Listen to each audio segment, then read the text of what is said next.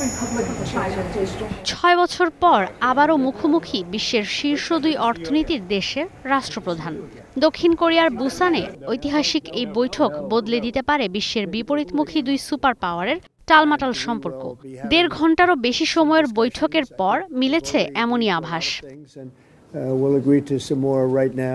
দীর্ঘ বৈঠক শেষে মার্কিন প্রেসিডেন্ট ডোনাল্ড ট্রাম্প জানিয়েছেন, চীনের সঙ্গে খুব দ্রুত বাণিজ্য চুক্তিতে আসবে যুক্তরাষ্ট্র।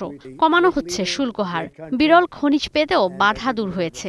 বৈঠককে অসাধারণ উল্লেখ করলেও তিনি মন্তব্য করেন, শি জিনপিং আলোচক হিসেবে বেশ কঠোর। আমাদের বৈঠক সফল হয়েছে, এটা নিয়ে কোনো সন্দেহ নেই, কিন্তু শি জিনপিং অনেক কঠিন আলোচক, এটা ঠিক না। আমাদের বোঝাপড়া ভালো, সম্পর্কও ভালো, আমরা অনেক ইস্যুতে একমত হয়েছি। বৈঠকে চীনা প্রেসিডেন্ট শি জিনপিং বলেন, যুক্তরাষ্ট্র চীনের মধ্যে সম্পর্ক স্থিতিশীল আছে। বাধা বিপত্তি আসলেও সম্পর্কের ধারাবাহিকতা বজায় রাখার দায়িত্ব দুই দেশের।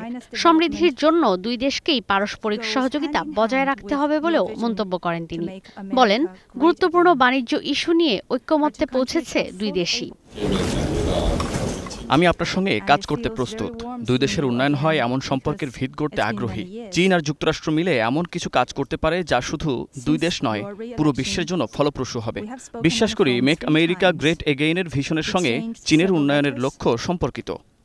বিদায় বেলায় করমর্দন করে এভাবেই শি জিনপিং এর কানে সম্পর্কের উষ্ণতার বার্তা দেন মার্কিন প্রেসিডেন্ট। বৈঠকের পর ডোনাল্ড ট্রাম্প জানান, এপ্রিলে চীন সফরে যাবেন তিনি। বলেন, শি জিনপিংও যুক্তরাষ্ট্র আসবেন।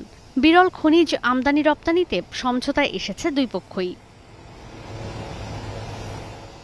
বৈঠক শেষে বুসান ত্যাগ করেন শি জিনপিং ও ডোনাল্ড ট্রাম্প। এর আগে সবশেষ 2019 সালের জুন মাসে G20 সম্মেলনে জাপানের ওসাকায় মুখোমুখি হয়েছিলেন তারা।